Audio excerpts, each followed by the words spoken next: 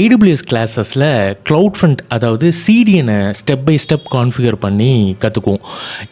அதில் ஒரு பார்ட்டு தான் இந்த வியூவர் ரெக்வெஸ்ட், வியூவர் ரெஸ்பான்ஸ், அதே மாதிரி ஆர்ஜின் ரெக்வெஸ்ட், ஆர்ஜின் ரெஸ்பான்ஸ்.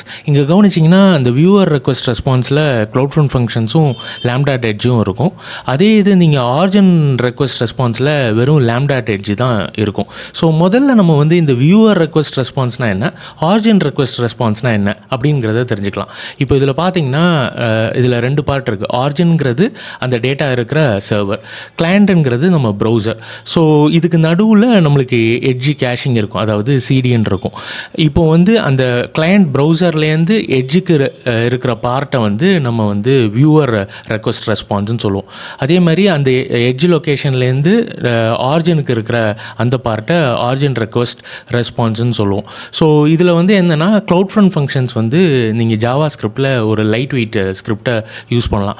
அதே இது லாம்டாட் எட்ஜ் வந்து ஆர்ஜின் ரெக்வெஸ்ட் இருக்கிறனால காம்ப்ளெக்ஸான ஸ்கிரிப்ட்ஸை யூஸ் பண்ணி நம்ம ஆர்ஜினோட லோடை குறைக்கலாம்.